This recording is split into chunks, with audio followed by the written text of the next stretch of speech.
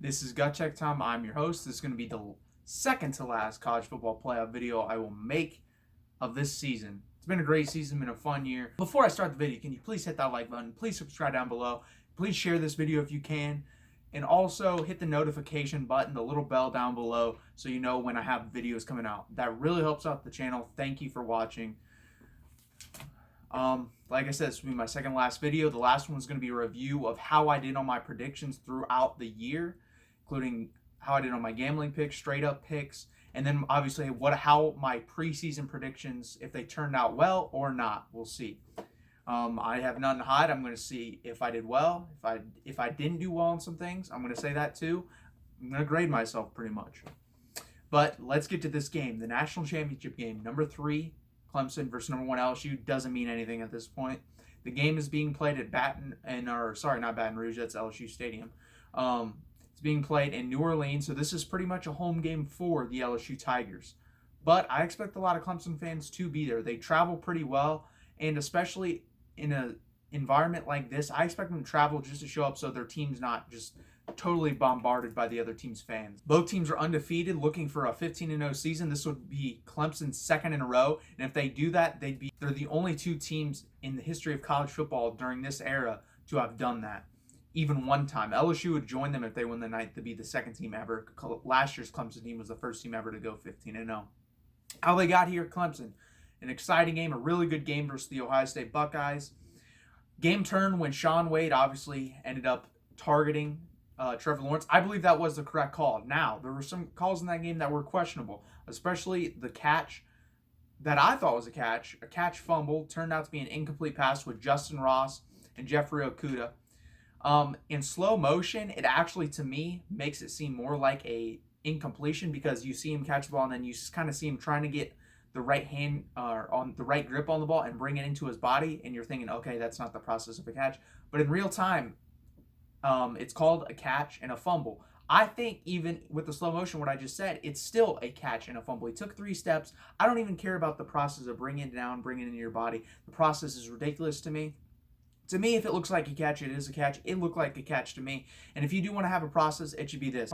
Ball in the hands without any jungling. He can move it as long as it looks like it's within his control, but it can't be like this. And he takes 2 steps. That's a catch. I think it should be that simple. We've gotten way too far away where back in the 60s, 70s, a guy would touch the ball and it's a catch. And now you have to go catch, tuck it in, football move, hit, fumble. That's BS to me. It's a bad call. Should have been a fumble. Should have been a touchdown Ohio State, but we're over that now. Now, Travis Etienne is going to have to do much better in this game than he did in that game. Only 10 carries for 36 yards in that game, but he did have 3 receptions for 98 yards and 2 touchdowns, including that screen pass, which he took, I believe, 50-plus yards to the house. That was an incredible play by him. Shows his athleticism there, his burst of speed, and his agility. That's why he's the number 1 running back coming out and going into the NFL draft. Like I said, he's going to have to do better than that. I think he needs, carrying the ball wise, I think he's going to need 15 to 20 carries for about 4.5 to 5.5 yards per carry to keep him honest, and then mix in some screen passes where I don't think he's going to go for 3 receptions, 98 yards, and 2 touchdowns, but he can go for 5 receptions, 50 yards, and a touchdown, something like that. LSU, on the other hand, an absolute domination fest versus Oklahoma, 63-21. Was not that close. Joe Burrow could have thrown 10 touchdowns this game. LSU could have 90 points if they wanted to. Joe Burrow had 7 touchdowns in the first half. I'm not sure, I don't know this for a fact, that he had more touchdowns in the first half than incompletions. He may have had for the whole game. He had 8 total touchdowns, including a rushing touchdown in the second half. I believe he didn't play anything past the third quarter, so he did all that in pretty much 3 quarters of work. 8 touchdowns in 3 quarters is not bad. Total game stats, this is just ridiculous. 642 total yards to 322 total yards. Literally doubling them up pretty much. Doubling up would have been 644 yards. They missed that by 2 yards. I've never seen a game like this. LSU is the best college offense I've ever seen. The reason why it works is you have Joe Brady from the New Orleans Saints, who came in from the New Orleans Saints, and he's molded this offense just like them. And college teams obviously don't have pros all over the field like the Saints do. And even in the NFL, it's hard to stop. And then on top of that, you have 3 NFL wide receivers in Jamar Chase, Justin Jefferson, and Terrence Marshall, with the number 1 quarterback coming out this year, and a great running back in Clyde Edwards-Helaire, and a great tight end in Thaddeus Moss. You have NFL players all over the field on your side of the football, and then on the defensive side, there's very few defenses that have what would that be, 7, 8 pros defensive side of the football. No team has that, especially 7 or 8 guys. Well, they do have it, but they don't have 7, 8 guys that are going to go in the first 3 rounds of the NFL draft. No one has that. Not even Alabama this year had that on the defensive side of the football. Clemson's got their work cut out for them in that department. And let's go over it. I had these stats in the last video. I'll go over them again. Clemson averaging 46.5 points per game, which is 4th in the country, and they only allow 10.6 points per game, which is 1st in the country. Obviously, having to play in the weakest division out of all the Power 5 divisions, and even if you want to throw in the AAC in there, that has a lot to do with it. But they showed you in the Ohio State game, they are a very good defense. Justin Fields, only 1 interception the whole year versus the Big Ten, threw 2 versus Clemson, including a dominant player in Isaiah Simmons, who came in and played safety on that play. He played safety in high school. He's beefed up. He's around 250 now, 6'3", 250, runs like a 4'4". He's a freak of nature. He can play defensive lineman, linebacker, safety, whatever you need him to be. He's a Swiss Army knife on defense. He's going to have to play a great game today. Some other players to watch out for on Clemson's defense are Tanner Muse at safety. They kind of move him all over. He'll play in the box sometimes, play outside.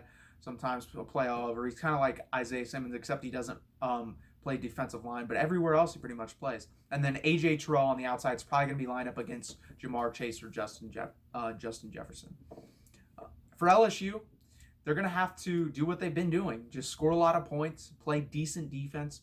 I think they're going to have to play a little bit better defense than they've been playing earlier in the season. If they can play at the level of defense they played at versus Georgia, versus Oklahoma, and teams of that nature down the stretch, the last 4 to 5 weeks of the season, I think they can roll Clemson, to be honest with you, because that defense only gives up 28 points.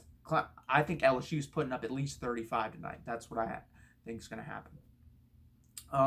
For me, keys of the game, Clemson, you have to control the line of scrimmage when you have the ball, and you have to be able to possess the ball a long time. Now, that doesn't mean run the ball. In college, that can mean a lot of things. That can mean a lot of RPOs, a lot of slants, a lot of drag routes, a lot of stuff underneath. But you have to have 8 to 12 play drives, and they have to last a long time. You got to keep Joe Burrow on the sideline. That's really the only true way to stop this LSU team.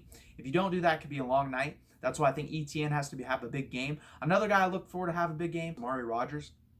I think Justin Ross and T. Higgins will probably get Christian Fulton, a first-round pick in the NFL draft. Derek Stingley Jr., a freshman, but will be a first-round pick. Maybe the top pick in the draft when he comes out. He's the best cornerback prospect, or will be the best cornerback prospect when he comes out. He's insane. Those 2 guys will probably take T. Higgins and Justin Ross. Amari Rodgers, you're not covered by one of them. You got to win that matchup 90% of the time tonight. That's how Clemson's got to win. They have to have the guy that's not covered by Derek Stingley and Christian Fulton, which most likely will be Amari Rodgers. But if it's not, that person has to win their matchup. Travis Etienne has to have a good game. Doesn't have to be great, and they have to possess the ball, have long carried out drives throughout the game. If you can do that, you can win this game. LSU, like I said, do what you've been doing. But also, to me, if you're LSU, you have to get Clyde Edwards-Helaire involved. I don't think you're going to be able to go up and down on this defense like you have all year. I think Clemson is going to mix it up a lot, play a lot of zone, play a lot of man, and then bring exotic blitzes, a lot of corner blitzes, a lot of safety blitzes. Probably bring a lot of guys at the line of scrimmage and then drop it out. Probably bring a lot of guys at the line of scrimmage and then come after you. So you're going to have to run the ball to keep them honest. If Joe Burrow throws for over 50 times this game, they're going to lose this game. They have to run the ball. They have to be balanced in this game. This isn't the everyday defense you're going against, especially after a 3-week break pretty much. I believe a 2.5-week break since they played last. That gives Brett Venables, the best defensive coordinator in the whole country for Clemson, a lot of time to prepare for this offense, which is really hard to prepare for. But when you give someone like that 2.5, 3 weeks, I think it's the recipe for Clemson to win this football game. And in fact, I have Clemson winning this football game. I have Clemson winning this football game 41-37. For the simple fact, I believe Clemson knows what it takes to win this game. I don't know if LSU does. I've seen Clemson win national championships before under this quarterback, under this coach. I have not seen LSU do that. Can they do that? Would it surprise me? Heck no. I think this is going to be the best national championship game since Clemson and Alabama, I believe in 2016 when Deshaun Watson won that game. May have been farther back than that. I'm not sure. That's the best championship game I've ever seen. Unfortunately for me as a Texas fan, which I'm still angry at to this day, I was too young to stay up for the Texas USC game. I was woken up in the middle of the night telling me my team won, which sucks. And then I go watch the highlights. Everyone's talking about it. It's still probably the greatest game ever played in college football, which sucks that I didn't get to see it. But I think this game can live up to that sort of billing, that sort of hype. Like I said, I'm taking Clemson 41-37. And I almost forgot gambling picks. I'm going to take Clemson. Like I said, I have them winning, so I'm going to take them. They're underdogs in this game by 5.5 points. I'm going to take Clemson plus 5.5. I'm going to take the over of 67, and I'm going to take the, like I said, Clemson 41-37. I think it's going to be a very balanced game. I could be wrong on that. I don't know. This is just like the Clemson-Ohio State game to me. This is a coin flip game. I do believe Clemson is going to be able to, like I said, keep long drives going, and that's how they will win this game. If this turns into a shootout, LSU wins this game. I think if this turns into a game where LSU can run and throw the ball, LSU wins this game by 2 to 3 touchdowns. But I don't think that's going to happen. I think we're going to have a great game. I think we're going to have Clemson winning this game because they were able to control the tempo of this game. So there you go. Thank you for watching this video. Please hit that like button. Please subscribe. Please watch the next video I do of my whole season review. That'll do it for college football. We have a little bit more of NFL, and then we'll move into more NBA, MLB type stuff. A lot more to come. Thank you for watching. Please hit that like button. Please subscribe. Thank you.